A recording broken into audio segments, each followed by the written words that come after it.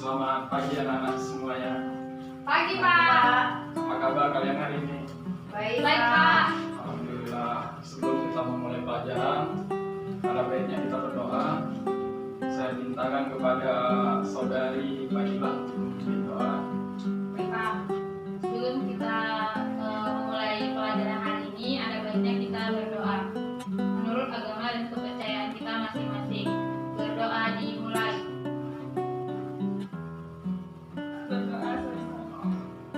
Oke, terima kasih kepada saudari Fadilah sudah membawakan doanya. Sebelum kita mulai, ada baiknya saya mengabsen anak-anak terlebih dahulu. Komar, nggak datang. Nggak datang, Pak. Mana dia sakit ya? Kami pun nggak tahu, Pak. Udah 3 hari nggak datang, Pak. Fadilah, Saya, Pak. Jesse. Hadir, Pak.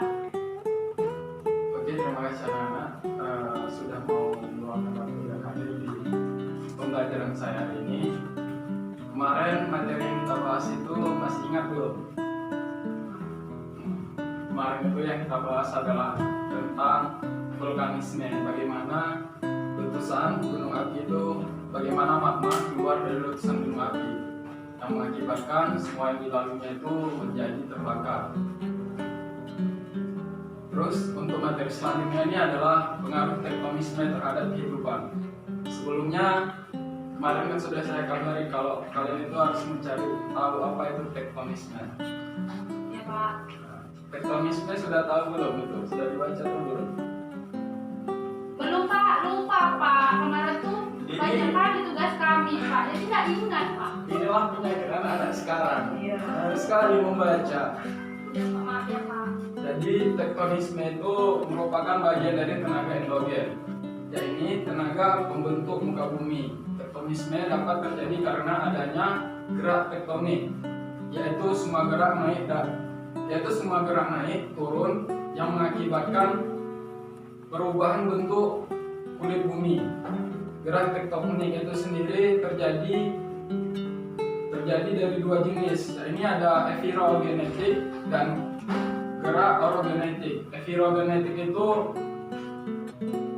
merupakan gerak yang relatif lambat dan meliputi daerah yang luas, sehingga menyebabkan naik turunnya daratan.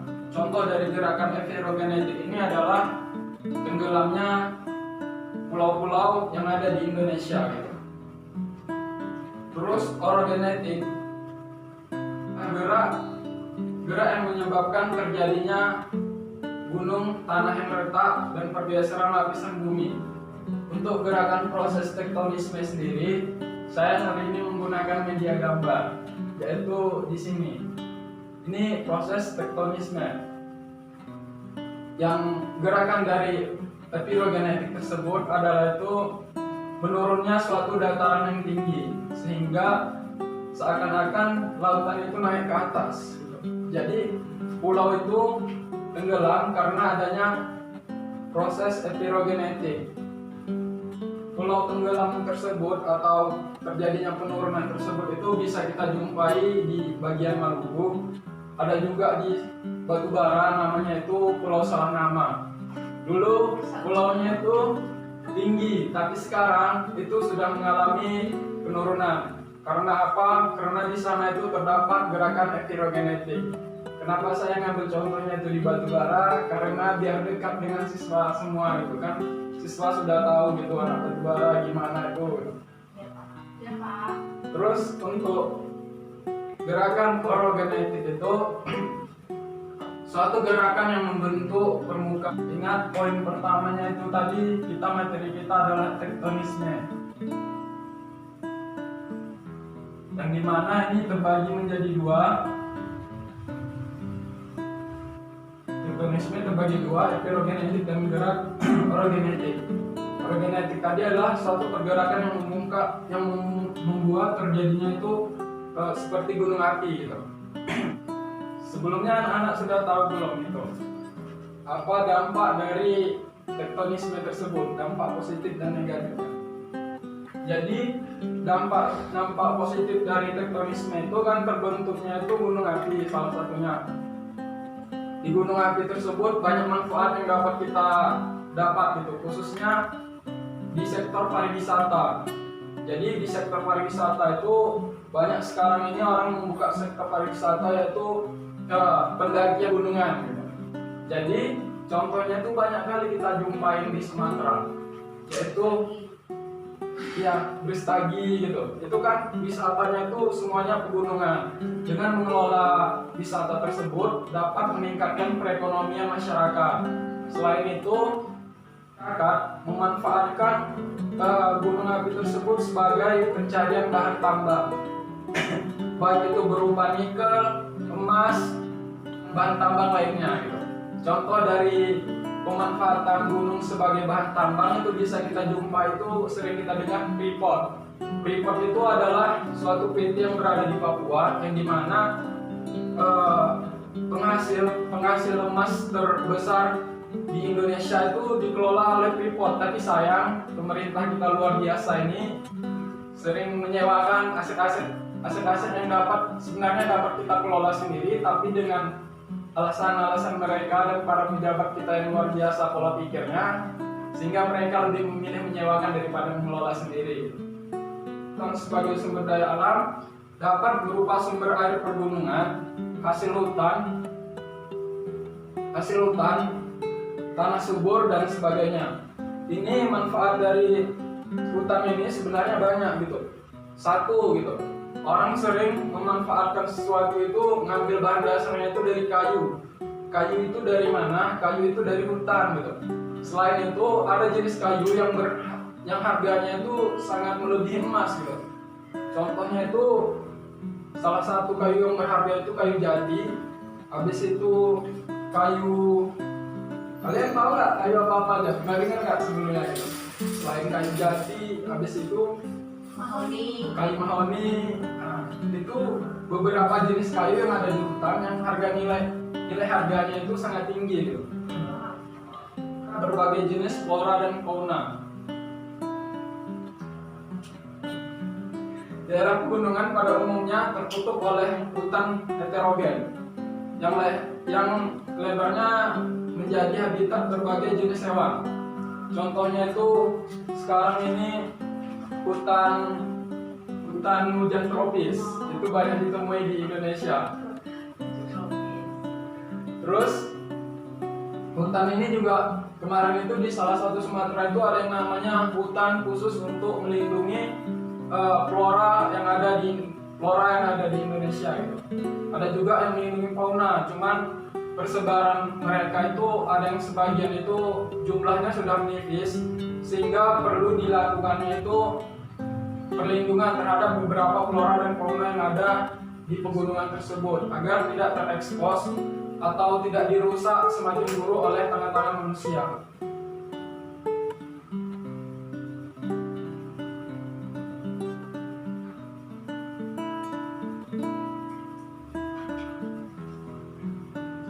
Terus yang dampak negatifnya itu ada tempat pariwisata dan laboratorium alam. Tempat pariwisata tadi sudah saya jelaskan, contoh darinya itu tadi yaitu pengelolaan wisata, tempat ngetrip bisa juga gitu. Terus untuk laboratorium alamnya itu tadi ya kayak gitu. Kita buat suatu perlindungan. Di Indonesia ini ada perlindungan yaitu flora dan fauna. Disitulah sebenarnya laboratorium alam itu, yang dimana kita bisa mengamati, kita bisa meneliti dengan detailnya bagaimana kondisi alam di suatu hutan tersebut gitu. Yang dimana nanti dengan hasil penelitian itu akan dikembangkan sehingga tidak terjadinya kepunahan beberapa flora dan fauna yang ada di Indonesia. Bahkan kalau bisa juga kita melindungi flora dan fauna yang ada di Indonesia sebagaimana mestinya gitu. Agar kedepannya anak cucu kita itu dapat melihat lagi gitu bagaimana flora dan fauna yang ada di Indonesia. Salah satu pelindungan yang dilakukan Indonesia itu pada flora yaitu Pulau Komodo, yang dimana di Indonesia sendiri komodo itu sudah semakin sedikit gitu jumlahnya, sehingga dibuatlah suatu penangkaran Pulau Komodo yang dimana nanti dengan adanya program tersebut anak cucu kita nanti dapat melihat dan mendengarkan bagaimana itu bentuk komodo, bagaimana cara komodo makan dan sebagainya. Itu anak-anak ya. Iya Pak.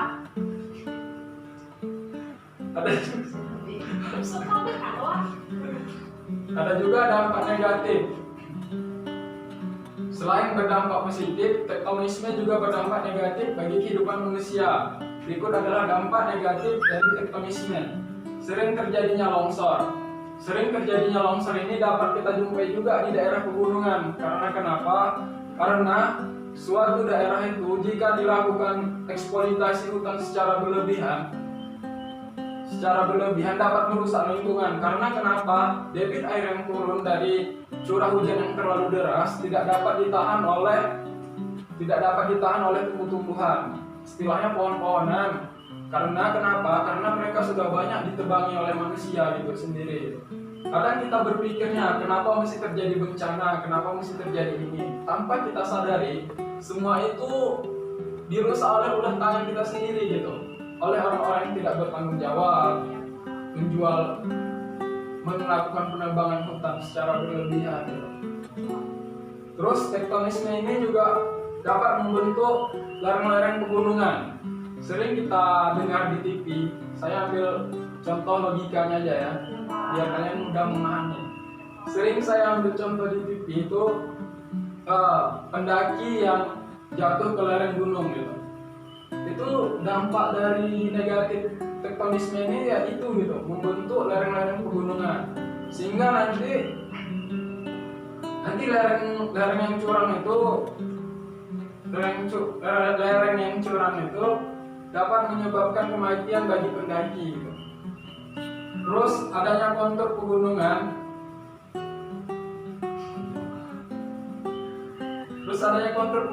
yang naik turun, yang berbelok-belok. Ini kontur pegunungan ini, kalau di sini kita sering lihat itu kalau arah dari Medan tadi ke Batubara, ini kita kembali ke Aceh. Karena kenapa? Karena saya melihat di Aceh ini tuh banyak kontur pegunungannya itu yang naik turun. Sehingga orang dari Medan kalau mau ke Aceh itu pasti jalannya bukit-bukit dulu. Bukit barisan Pak. Ya, bukit barisan itu di Sumatera juga boleh. Itu adalah contoh kontur yang mengalami naik turun. Dampak negatifnya di sini susahnya melakukan pembangunan jalan. Karena kenapa? Kalau konturnya naik turun, itu semua pembangunannya itu bisa dilakukan, cuma memakan waktu yang lama dan dana yang banyak gitu. Tapi kalau konturnya lurus, tidak naik turun, itu insya Allah biaya yang digunakan untuk pembangunan itu sedikit. Tapi kalau konturnya kayak gini, itu banyak yang menggunakan biaya pembangunan jalannya. Karena kenapa? Kalau dari sini kita tarik sini udah panjang kali nih. Tapi kalau dari sini kan cuma sedikit ya, karena konturnya nggak seperti ini gitu, naik turun. Sampai di sini ada yang mau ditanyakan? Filogenetik dan orogenetik. Filogenetik ini adalah terjadinya patahan. Sekarang gambar ini adalah orogenetik. Orogenetik ini yang dimana suatu pergerakan itu membentuk suatu gunung api. Ini pergerakannya bisa kita lihat seperti inilah kira-kira bentuknya gunung api. Oke, untuk orogenetik ini adalah gambar dari orogenetik, yang dimana pergerakan orogenetik ini sering terjadinya patahan, terus sesar naik turun. Ini contoh dari gerakan epirogenetik, yaitu seringnya terjadi patahan. Terus sampai di sini ada yang mau ditanyakan? Ada Pak. Ya, untuk Nur Fadilah, Bapak persilakan. Pak, saya ingin bertanya kan Pak, dengan Bapak ada bilang Pak tentang pulau itu bisa hilang kan Pak, bisa naik bisa turun gitu kan Pak. Itu bagaimana ya Pak? Soalnya kan Pak, kalau kita mainkan logika kita nggak mungkin Pak pulau bisa nggak ada jadi ada gitu kan Pak, naik turun gitu kan Pak. Itu kayak mana ya Pak? Oke. Terima kasih untuk pertanyaan dari saudari Fadila. Bapak akan menjawabnya, yaitu kenapa pulau itu bisa terjadinya naik turun. Dia itu sebenarnya bukan naik turun. Pulau itu sebenarnya ketika turun itu terjadi yang namanya gerakan evirogenetik, yaitu sesar turun, yang dimana permukaannya itu seakan-akan permukaannya itu turun ke bawah sehingga yang air laut tersebut seakan-akan naik. Itulah disebut orang itu sebagai pulau tenggelam, karena di situ adanya gerakan dari evirogenetik, sesar turun namanya, yaitu yang dimana suatu daratan itu mengalami penurunan sehingga permukaan air laut itu mengalami kenaikan. Tapi untuk pulau timbul ada dibilang itu pulau timbul itu salah satunya itu kemarin pas bapak masih kuliah dulu, ada namanya PPL ada namanya PPL itu ke Pulau Soekarno namanya di Banda Aceh. Itu adalah suatu pulau yang mengalami sesar naik, yang dimana pulau tersebut tidak ada di suatu wilayah, tiba-tiba muncul ke permukaan. Itu kenapa bisa seperti itu? Karena terjadinya gerakan evirogenetik, yang terjadinya itu adalah sesar naik. Ada lagi yang mau ditanyakan? Ada Pak. Ya. Kepada saudari Jessie saya persilakan. Pertanyaannya Pak, kan ini cara kita sebagai siswa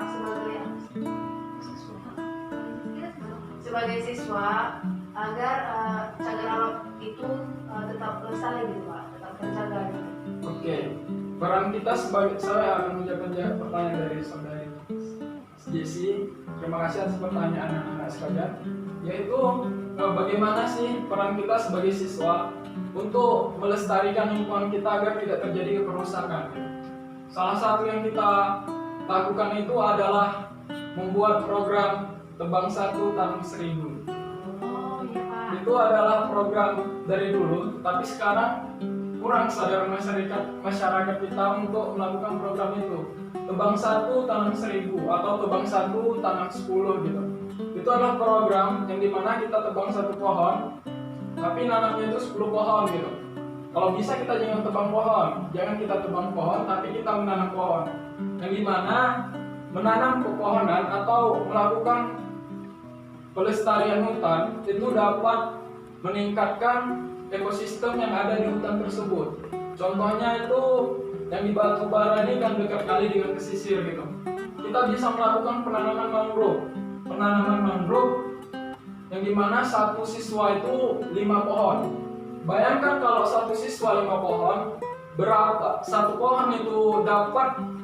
pohon dapat memberikan makanan kepada udang, kepada ekosistem lainnya. Bayangkan berapa ekosistem yang sudah kita lindungi gitu. Itu salah satu perannya menanam pohon itu. Terus yang kedua itu kita dapat berbicara, berorasi di media sosial untuk mengajak mereka itu menanam pohon. Selain menanam pohon, menjaga lingkungan, tidak melakukan eksploitasi hutan secara berlebihan, dan banyak dampak yang dapat kita kerjakan. Selain itu, terus peran kita sebagai siswa, lakukanlah perlindungan dan penjagaan hutan gitu. Bukan berarti kita selalu tiap hari nengok hutan, enggak. Ketika kita melihat orang yang menebang hutan atau melakukan pembakaran hutan, berusahalah berdiskusi dengan mereka, memberikan penjelasan bahwa dampak yang terjadi akibat ulah mereka itu dapat merusak lingkungan gitu. Iya Pak. Bagaimana bisa diterima? Bisa Pak. Bisa Pak. Terima kasih atas pertanyaannya. Mungkin sampai di sini aja materi kita. Untuk kedepannya kita akan membahas materi tentang pengaruh seisme terhadap kehidupan. Oke, sebelum mengakhiri pembelajaran ini, ada baiknya kita berdoa menurut agama dan kepercayaan kita masing-masing. Berdoa, mulai. Berdoa selesai. Semoga apa yang saya ajarkan dapat kalian aplikasikan di kehidupan sehari-hari, dan semoga bermanfaat dan menjadilah penerus bangsa yang dapat melakukan perubahan untuk kedepannya. Assalamualaikum warahmatullahi wabarakatuh.